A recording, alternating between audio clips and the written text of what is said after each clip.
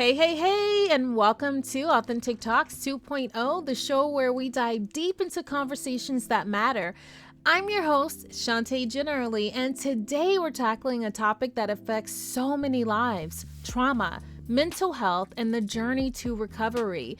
We're here with the incredible Coventina, an international best-selling author and intuitive guide. Coventina helps trauma survivors reclaim their power by sharing her almost 4 decades of recovery and the practical tools she's used for success. She's a living testament to the fact that healing is possible, and she's ready to share her story and her wisdom with all of you. So let's get into it. Wait, before we dive in, I do want to take a moment to say welcome, welcome, welcome, you guys. And if you have not had an opportunity to subscribe to the show, hit that subscribe button. That way you won't miss an episode once I upload a show. All right, now let's go ahead and introduce Coventina Water. Please welcome her to Authentic Talks 2.0. Authentic Talks is all about authentic conversations. This show is all about growth, love, respect, success, mind, body, and spirit. If you're looking to grow and become your authentic self, then this is the podcast for you. And I am your host, Shantae. Welcome to the show. Hi, Coventina. Welcome to Authentic Talks. I'm really excited to have you here today. Before we dive in, I know we were already talking before the show, and I'm like, I better hit record. Before we get started with our show, can I have you to introduce yourself to our listeners, please? Yes, I am Coventina Waterhawk, an international bestselling author and intuitive guide who helps trauma survivors reclaim an empowered life by sharing my almost 4 decades of recovery and the practical tools that I've used for success one day at a time. Welcome to the show. When we talk about trauma, we know that it's not too many people like in this world that has not gone through a form of trauma, and everyone thinks that their trauma that they've gone through is unique, and it is to each person, right? But I love that we're able to talk about these things now and it's not taboo. When you share your story, it helps other people to open up, share their story, and begin the healing journey they need to go through for them to make it through and learn how to live with those things or release those things. So, again, welcome to the show. And I know that you are an international best-selling author. Congratulations on that. Thank you. I would love for you to share with us. We're just going to dive on in with asking just to catch our listeners up and bring everyone into the know. You mentioned that you had gone through trauma in the past. Is that what prompted you to write your book that we're going to be talking about today? And can we talk about the name of the book? How did that come about? Duly diagnosed, duly blessed from struggle came about with my journey of having mental illness.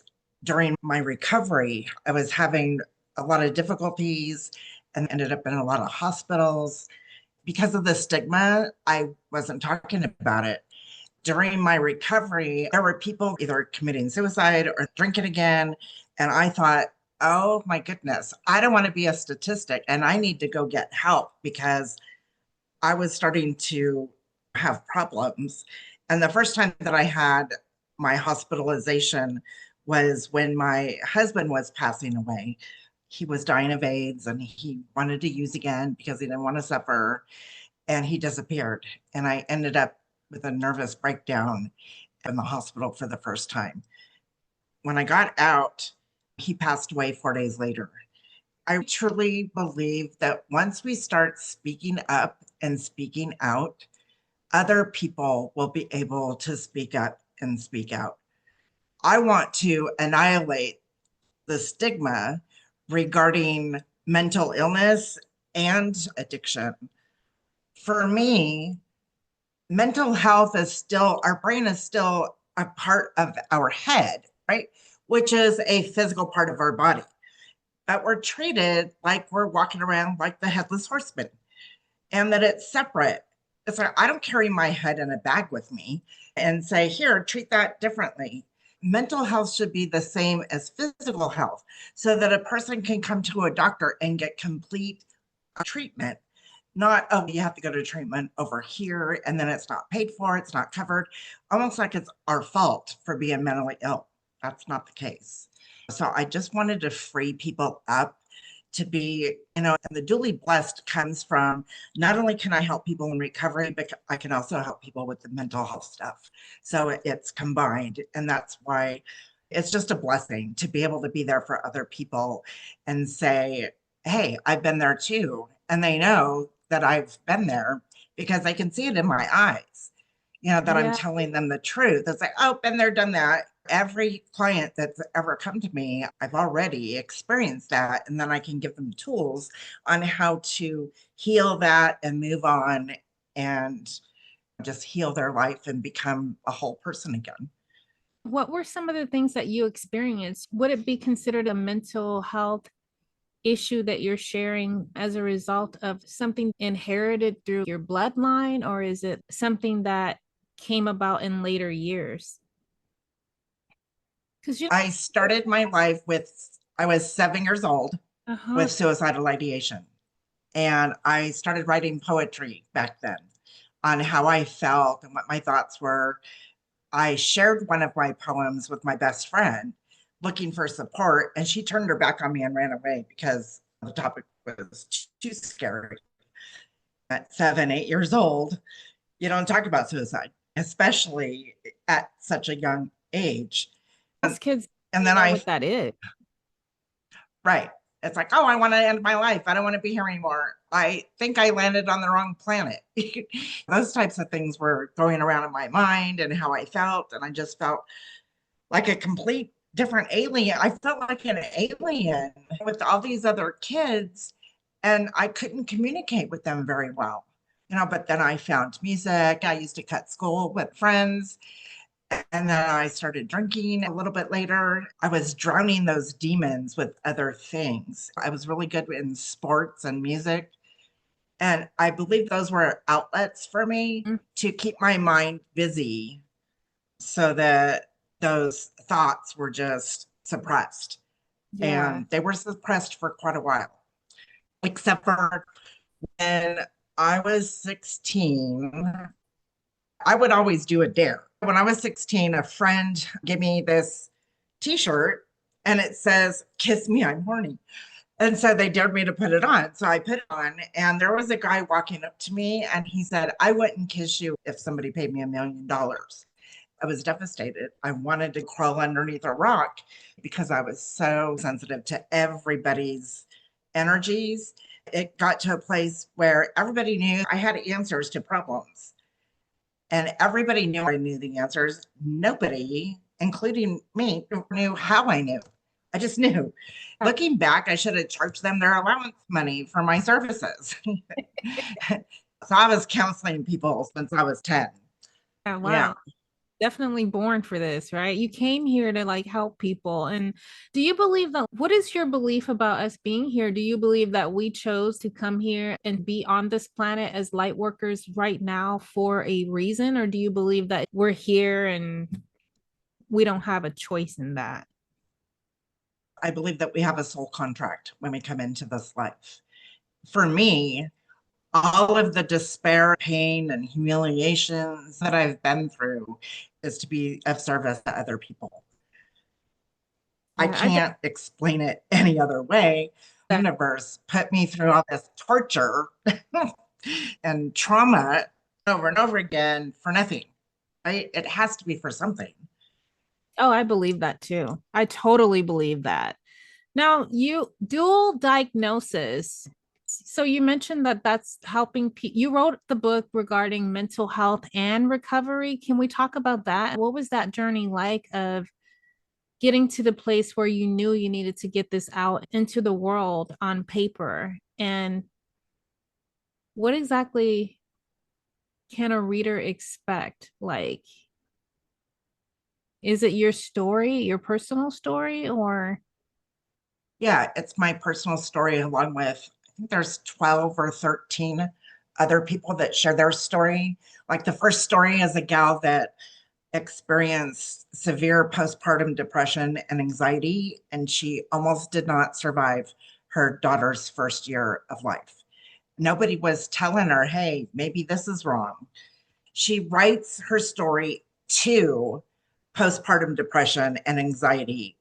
Yeah, like it's your fault that I did this and it's all because of you. It really opened up my eyes to like, yes, these types of things can take control of our lives to where we're powerless and we don't know how to get out of it. And so with a dual diagnosis, there's so many different people that, tend to drink to try to find that balance with their mental health issues.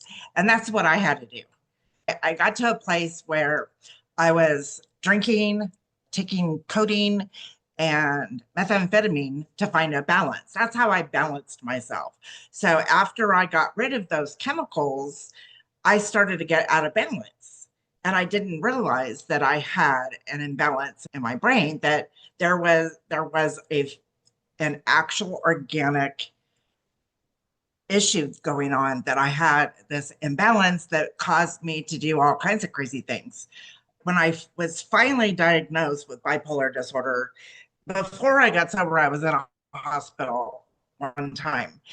I was having a nervous breakdown over the unfathomable abuse by my ex husband, and I wanted to die. So I went to the hospital for help. I was talking to this lady, and she was manic depressive, talking to me really super fast and happy. And then all of a sudden, she stopped in the middle of a sentence and became catatonic and started to cry. And I related to her. And I tried to tell the psychiatrist that, and he wouldn't believe me. I was untreated for a long time. And then after my second husband passed, and I ended up in the hospital a few more times after that, for me, it was the opportunity to share the message of recovery to people, because every single hospitalization, there was always at least one person that had tried to take their own life at the end of their alcoholism. And I got to share them that hope that recovery is possible. And I Yeah. believe that that's why I was there, to carry the message of hope to these people. Why do you think that mental health is often misunderstood as well as recovery? Because I think they both are things that can be misunderstood. Well, it's all about the behavior. People judge us by our behavior. And some of the symptoms, it's like I get really flirty when I get into the hypomania and I'm almost at that manic phase. And people look at my behavior and they're like, oh, maybe she's not balanced right now, that kind of thing. So then they judge me for my behavior. And it's the same with addiction. People think that addicts have choices that they choose to use, and that's not the case. It's an illness, it's a disease. It's just like with mental health, people just don't understand that. One person said, well, gee, if I don't feel like getting out of bed, I just make myself get out of bed anyway. Depression is you want to get out of bed, but there's a concrete slab hovering over you and you can barely breathe and you can't move it. So you can't get up. That's the only way that I can describe depression to people. It's not our fault. It's not our choice. It's not our fault to go days without taking a shower or whatever. That's part of depression. Those are like the first signs for me, anyway, to say, hey, I'm a little off balance today, because people judge us by our actions, not our intentions. It's very frustrating to explain to people these are the symptoms of my illness, and these are the behaviors which are the symptoms of my illness.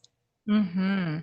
Yeah, it's a powerlessness. I didn't decide to have mental illness or alcoholism and drug addiction, or to give up my kids to to CPS. And it wasn't I didn't, you know what I mean? I mean, Yeah. it I, frustrates me, you know, yeah. just when I hear other people, when they have a loved one that ends their life, and they say how selfish it is. It had nothing to do with you, and why are you taking this on, as it had like they did it at you, right? Yeah. And now it's like, why don't you try to treat them as though they were battling cancer? And a lot of times because the stigma, so many people don't talk about it. And then all of a sudden they just disappear, like my friend Melissa did. I did not know. The only thing I saw on social media about her was her family was raising funds for her funeral. It's like, what happened? They didn't invite anybody to the funeral because her family was so ashamed by the fact that she ended her life. I don't get it. What you're saying takes me into my next question for you. How can families or loved ones better support someone who's managing both mental health and substance abuse? What could they have done to help support her? Or what could your family members have done, or someone who could be tuning into this episode who could have a family member going through that? What can they do to better support them and show up? Yes, my experience was my parents just said, "Oh, it's your problem. You go see a psychologist." They didn't want to learn about it. They didn't want to support. There is now, thank goodness, these days, so much support out there for families and friends. There's, like for addiction, there's Narcotics Anonymous, and then there's Alcoholics Anonymous. There's Al-Anon, which Al-Anon or Nar-Anon for family and friends who have somebody addicted or in recovery. That saved my sanity last year dealing with my oldest daughter who is in the throes of addiction. And those parents related to the boundaries I had to set with my own child and to not have a relationship with her because of everything she was doing and how abusive she was. I felt like a failure as a parent. But these other parents, they were like, no, no, no, no, you're perfectly fine. You deserve to have, those boundaries and to love yourself. What she's going to do is what she's going to do. That really helped. There are also family groups where family members or friends can get together with the person who's having problems. The only thing about that is the person having problems has to admit they're having problems and they're trying to find a solution. Otherwise, that's just not going to work. It's going to Yeah. be separated. Yeah. In order to maintain my sanity, especially with my mental health, I had to put the brakes on, stop communicating because everything that came out of her mouth was a lie. I cannot have a relationship with a liar. I'm sorry, I just won't do it. I had to do that. It was very difficult, but I was able to move through that and get to the other side of acceptance and healing. And that no, it had nothing to do with me. She has her issues, and I was taking responsibility because she grew up in recovery. So why did she have an issue as well? I really believe that it's, in the bloodlines. I was adopted when I was a baby, and I discovered my biological father was a huge alcoholic and very abusive. And that really made more sense to me as to why I had problems. But this family that adopted me didn't have alcohol or drug problems at all. I was the black sheep in the family. I was the elephant in the living room and I was trying to speak out and they were just telling me to be quiet. Oh, you can't say that. Oh, you can't share that with somebody outside of the family. Well, I have to do that to save my own life. Oh, yeah. And Yeah. that's how you help So, other people too. Once you have gone through, or you're going through that journey of healing, it is important to help other people along the way as well. That's part of the reason why you came here. Would you say that what constitute an alcoholic? Like, who determines that? Is that you that determines it, or who defines that? yeah, it's a self diagnosed disease. Okay. Nobody can tell you but you. It's when you are powerless, when you can't stop, no matter how much you try. It's like, oh, I'm just going to have two. That's like the basic, very popular. Oh, I've only had two, maybe two bottles, two cases. That's the denial. Everybody around them can see that they're having problems, but they don't want to hear it. I posted a video on my Facebook about the book, and somebody responded, and I thought he was pointing up to the person who made a comment before him, but it was actually the middle finger because some gal said, "Why so mean?" And I was just like, so there are people out there that are still in the disease that don't want to have anything to do with recovery. They're, oh, it's not, I'm not having a problem, or I'm enjoying my life. Why are you putting this in front of me? I really don't know why he took that personally. That's the only thing that I can think of, is that he is in the throes of addiction and he just doesn't want to hear any solution. Yes, it's a self-diagnosed. I can remember when I first entered into recovery and people were saying that. And then along my journey, there are so many people that I really disagree with, like judges, and that they were sending them to recovery places. People that get their first drunk, they might just be somebody that made a mistake, made a lousy choice of getting behind the wheel, Yeah. had an accident, or they got And I was married to someone who could have like two beers and it just didn't work out. His body chemistry was just not, he could get what appeared to be intoxicated very easily. Actually, the truth is that he had six beers total, just regular beers, but it got him right. intoxicated. He was behind the wheel and crashed a car, and so yeah, I think being able to identify your levels of what you can tolerate and then what is, I guess it's a lot. Someone who's not in those shoes cannot speak to that, to be honest with you. People who are not alcoholics don't think about drinking. You know what I Yeah. mean? It might be a special occasion or New Year's, and oh, I'm going to have a drink, but they don't, like with alcoholics, they're obsessed with, okay, how am I going to get my next drink? It's that obsession of trying to drink again. I can remember when I was younger, because I was younger and I was underaged, I had to seek out older people to buy booze for me. They were my enablers. They didn't say, no, you're crazy, you're too young, I'm not going to do this, right? I was able to manipulate people into doing the things I wanted them to do for me. They were my enablers. That's how I was able to get away with, you know, I Girl. drank as much as I could because I needed to drown those demons in my Yeah. head. And I didn't realize that I had passed that line of alcoholism. I was trying to manage my mental health. And then I ended up realizing, oh, I'm really addicted to this stuff. And I reached the bottom where I had these two little babies and ended up being abusive when I was under the influence. I was the best, most patient mom. However, when I started to sober up, I would be really abusive. One day I came, I came to this realization is I'm going to kill my babies if I don't stop this. So I called Child Protective Services on myself and I said, come get my girls. I don't want to hurt him anymore. I don't know how not to. And so the police officers that showed up, one of them was on the force for 18 years. And he said not once had they ever had a parent call for help and that I was doing the right thing. And that stuck with me. It allowed me, and then I entered recovery the next day. You never know who you're going to help. Early on in my recovery, I shared about giving the girls up. I would have women come up afterwards and thank me because they were at that same place or their kids were taken away from them.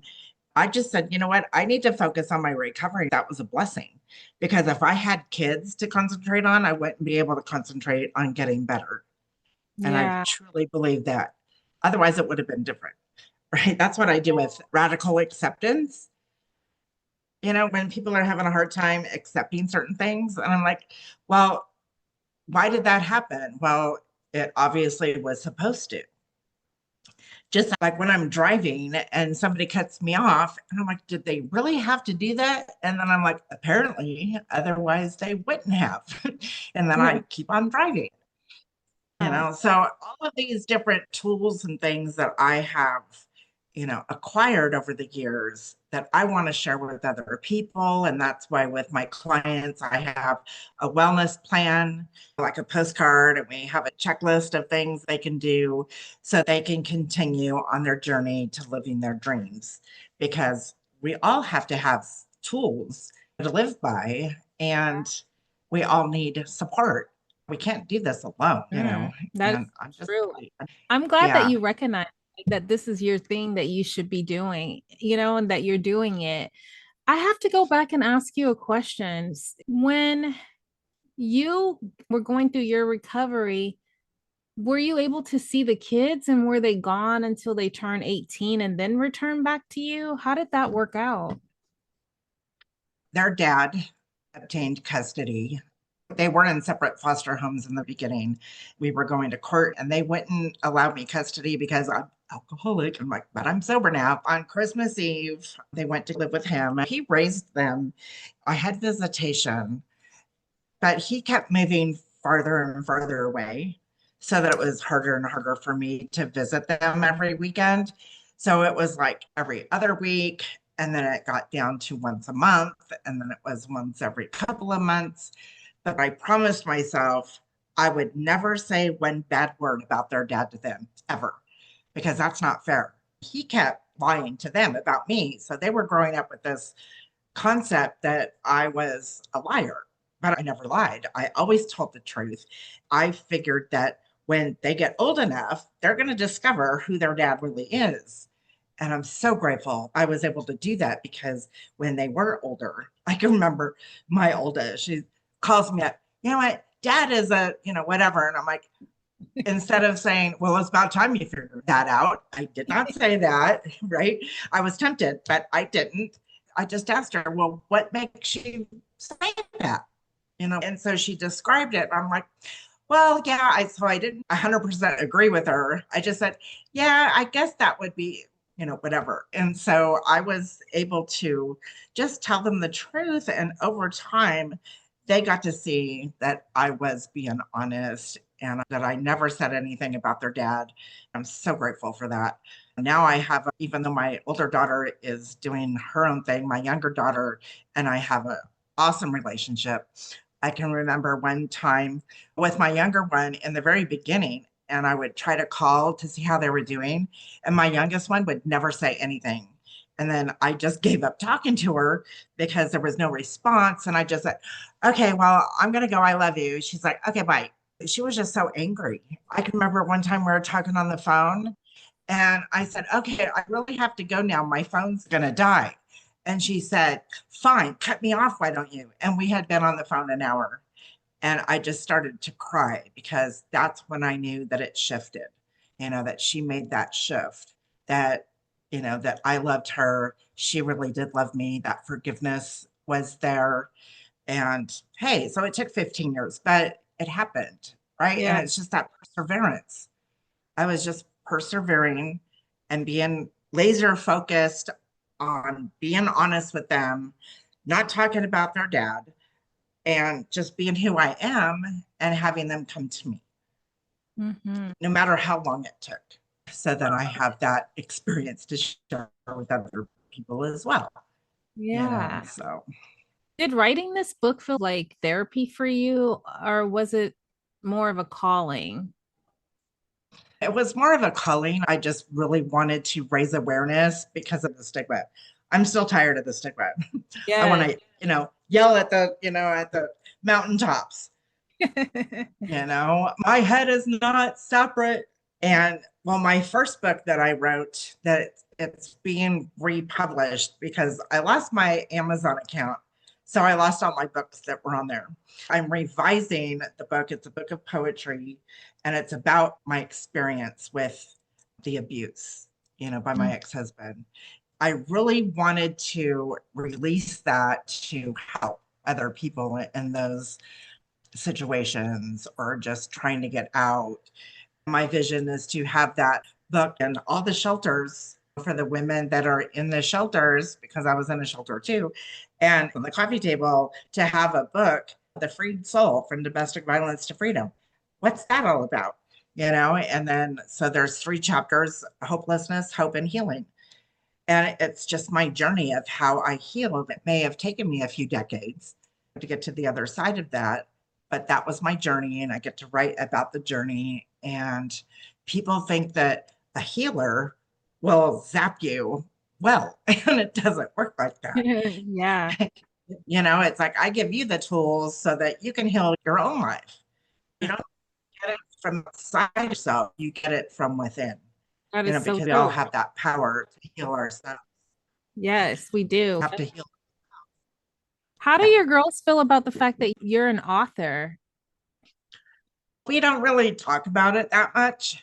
The first book of poetry, I actually released it with a different name to protect them because the majority of the book is about their dad and what he did to me. They don't know because I never told them. I just wanted to protect them from that truth because he raised them and they worshiped him. I attended a Hay House writers boot camp a couple of years ago, and one of the authors said two things that I had an aha moment. She said, "You write from the scar and not the wound, and then you write the manuscript first, and then you come up with the title because it can change."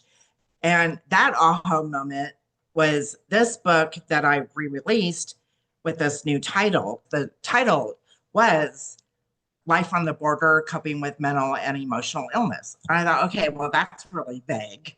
The majority of the people that have written in their stories in this book also have mental illness and addiction, except for three stories. There's one gal that has PTSD from an inner ear thing that it's like really loud noises and it comes and goes. So she's hyper vigilant. And she has created comic strips to deal with her PTSD.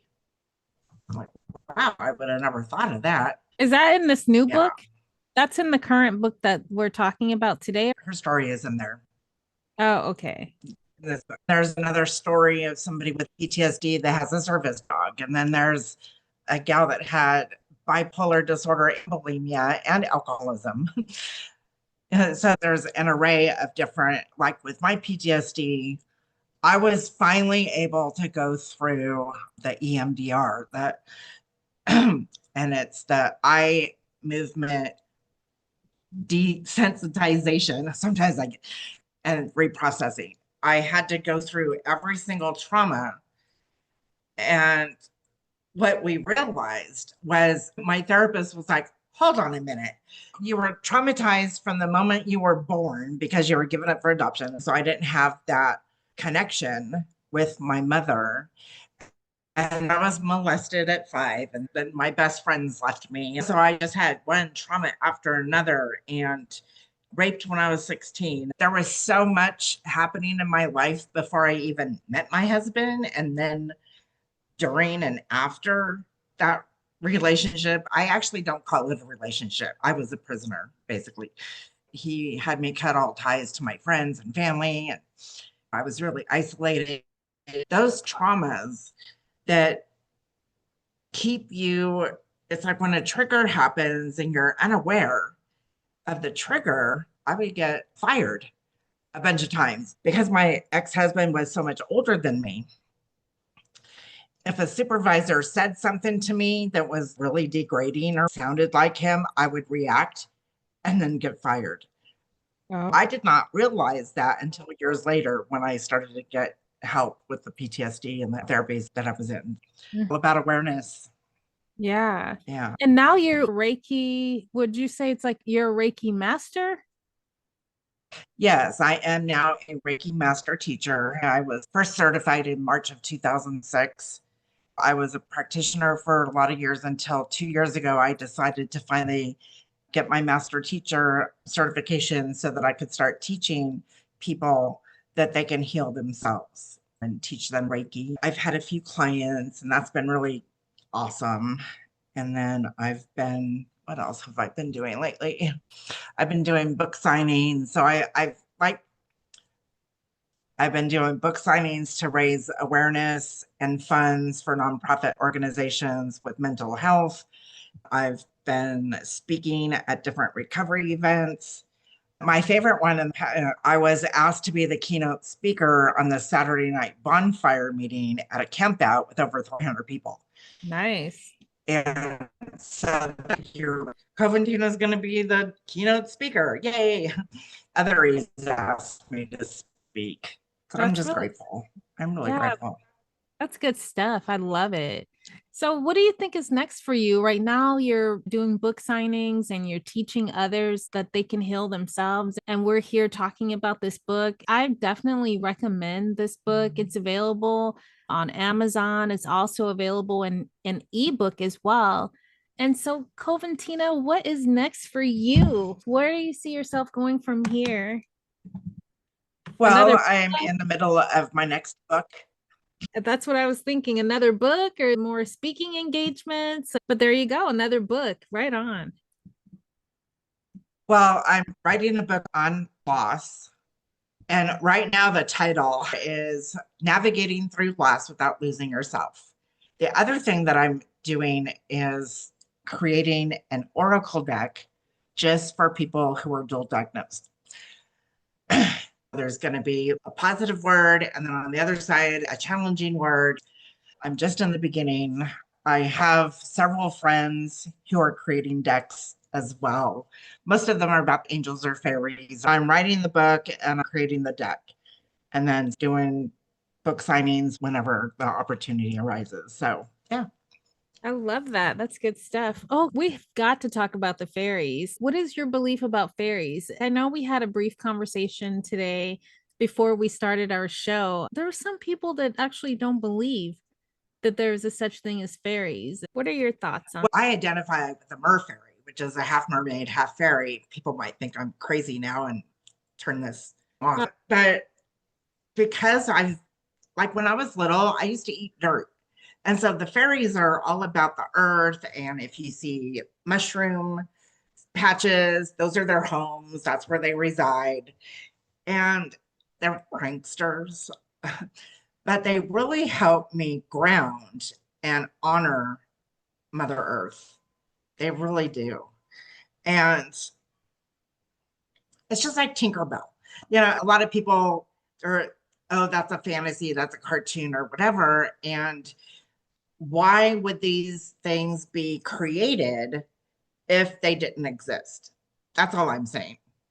Why would they make a movie with a fairy if it didn't exist? How did they come up with what it looked like, what the attributes are? It's like, how Yeah. do they know? How did they just make this up?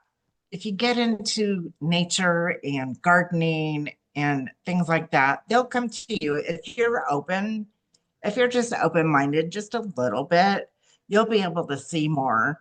And the more you see, the more you're open to Mm, that. And then it just becomes second nature. Oh, yeah, well, that's probably the fairies, play a trick on you. Oh, I put my keys here. I could have sworn I put my keys here.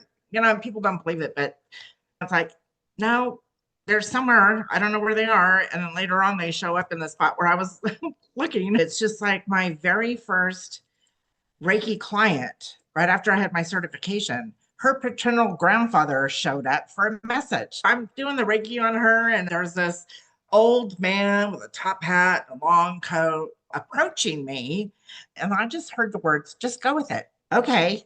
Because I've gotten to that point in my life where I listen, right?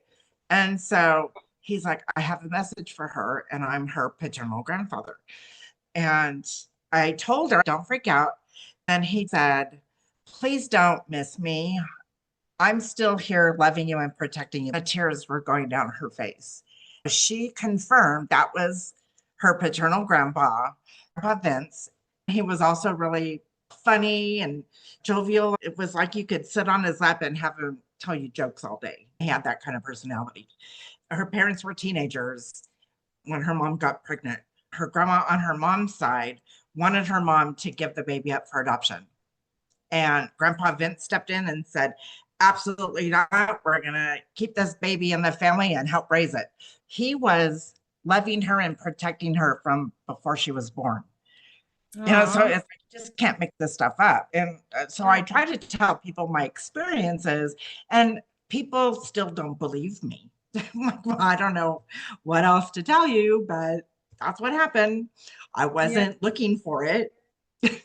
Just, I'm like, oh, I guess I have that gift too. Well, Just, I love it. I yeah. love that you're tapped in and grounded and like that you are using your gifts. And that's why we came here so that we could help other people, so that we can use those gifts. And what message do you want the readers to hold on to after reading your book? Well, that there's hope of recovery, that you can speak out. It is safe to speak out, and that there are support groups out there that you can belong to and get that real support where you don't feel like you're alone. You don't feel like you're crazy. You don't feel like you're different. That you're just a person that has another illness and that there's help, that you can get better and you can have a successful life. You can live your dreams. And then with the family members and friends, there's all kinds of support surrounding them if they so choose, Mhm. because a lot of times they don't understand or they don't know that they're enabling their loved one who's struggling. And that's why they're still struggling. They have to reach a bottom. They have to burn all those bridges before they have that aha moment when there's nothing else left but to turn the corner and try to recover. What would you say being duly blessed means today to you, not just as an author, but just like as a person? Well, that I'm able to help people with mental illness and people that have addiction issues. I've been placed on this planet, I believe, to help as many people as possible. And I always had a mantra, heal the earth one person at a time. Yeah. And it's like, if it just helps one person, it's done its job. I had a gal, I gave her a copy, and we hadn't seen each other for a long time. And she just happened to be in my area. It's like, this is how the universe works. She had just visited another friend in Texas, and I handed her the book. She texted me the next morning and said, I'm halfway through. Can I purchase at least 5 copies? I'm like, well, of course you can purchase as many as you want. I gave her my website information where she could purchase the book directly from me. And she ordered 7 copies to give to people that she knew would benefit from the book. So that's what I want. I want this book to get into the hands of every single person that needs it most. And it's starting to happen. And I'm like, yay, for it to land in the number 1 spot within the first week in Kindle, in number 1 in personality disorders, number 2 in drug dependency and recovery, and number 7 in family health. And then the paperback reached number 25 on the Amazon release list, which is phenomenal. That didn't It happen the last time I published my books on Amazon. Oh, I love that. I absolutely love that. Gratitude is a powerful theme in your book. How did developing an attitude of gratitude change the recovery journey for those featured? Well, for me, I could have died several times, not only in my addiction, but in my mental health experiences. To be able to breathe is a miracle. One spiritual teacher says, you are a walking, talking, living, breathing miracle. He knows my story, and I could have died so many different times, and I'm Mhm. still here. And Yeah. yeah, waking up. So in the beginning, on the first of the year, I've been writing on little mini colorful sticky notes, a positive affirmation, words of encouragement, or a little thing to do like stop what you're doing and dance for 5 minutes. So whenever I you're love having that. one of those I moments, I love that. just shake the jar. Yeah, yeah, I have it somewhere. It's on the other side. And so you just shake it up, and whatever comes out, that's your message. That's your little pick me up. In February, I had a nightmare that I was getting ready to end my life. I woke up and I was crying and I was journaling, and all of a sudden I was like, you have a pick me up jar, silly. I'm like, oh, okay. Sometimes I don't even listen to my own stuff, right?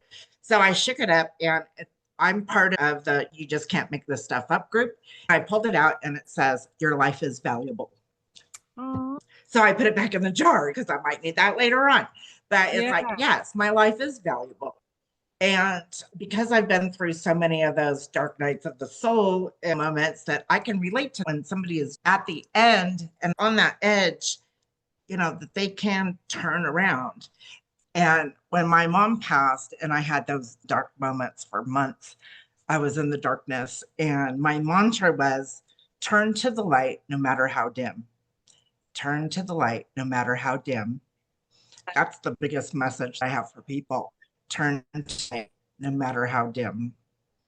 I don't care if it's just a half an inch, a quarter inch, turn, but just that to the light really makes the difference.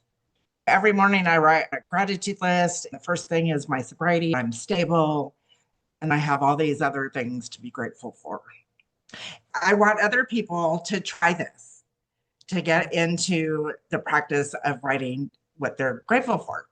Write down everything you're grateful for each letter of the alphabet. Trust me, you'll be able to find things. Try that and see what happens. Wow, I love Yeah. that. You shared so much. It was just powerfully packed with good stuff. I have this thing that I do. It's like mind treats where it's positive quotes. I call them treats for the mind and not for the belly because I put little candies on the outside of it. They're like little mini candies, like little M&Ms and like lollipops and things like that. And I do this event where I go to different places that I'm invited. It's just a variety of places around Arizona. And I actually sell them for people to put in their office on their desk or to have at home. I took some out of a book that I have and I put those on colorful paper and like I put it in there and it looks like a gift because it's got the shredded paper and all that in it. And the way I package it, it looks super cool. It reminds me of your jar that you shake up. I call them mind treats, because they're to help our minds flourish. And gratitude is my go-to whenever I'm feeling down or if anything hits our family where we're going through struggles, we definitely lean on gratitude. I have a journal out about that one. I absolutely love all the things that you shared today. I'm happy for you and proud of you. You can make it through and this can be done, but you have to really want it and you have to take the steps that you need to in order to make it happen. When I hear you share your story, so many people are going through something similar.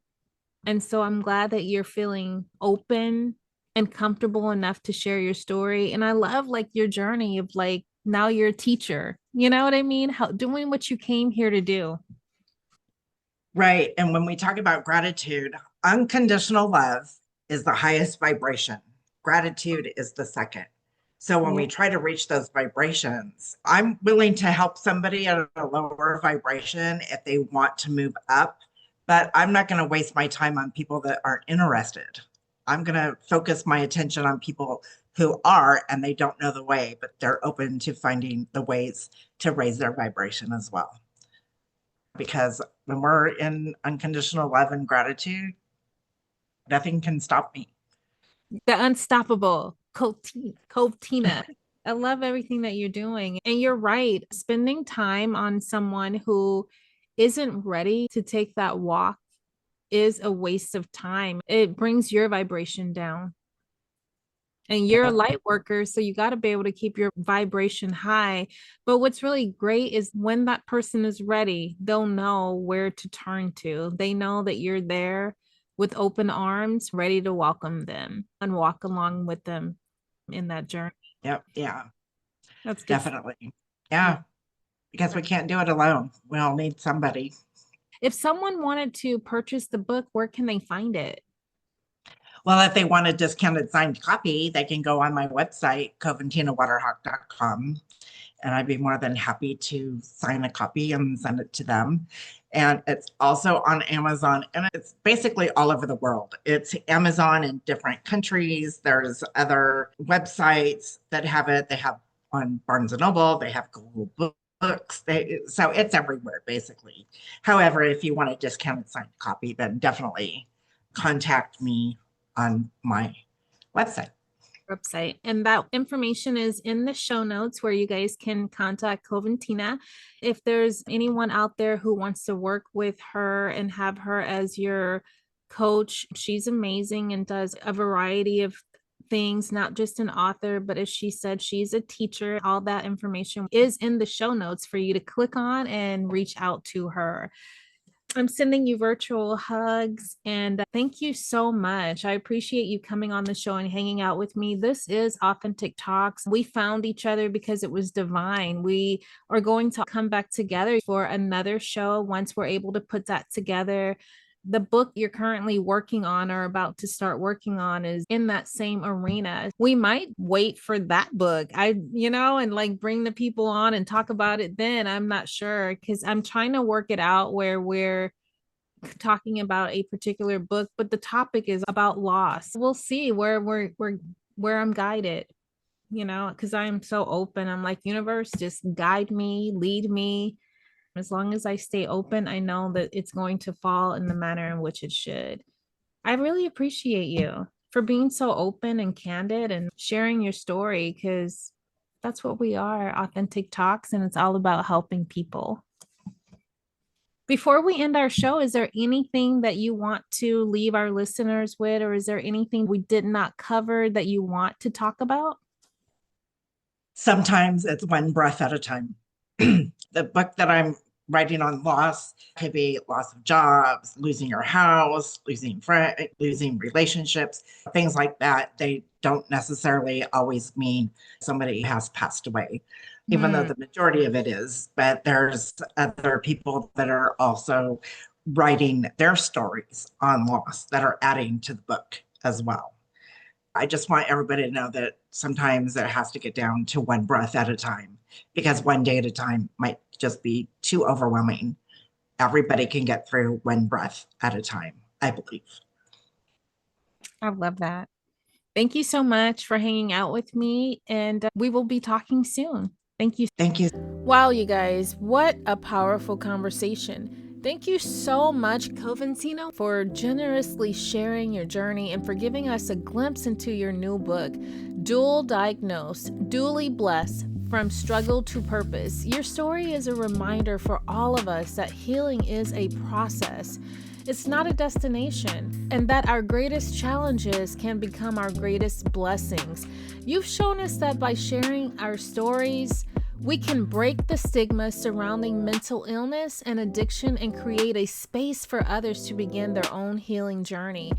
For our listeners, if anything you heard today resonated with you, remember that you're not alone.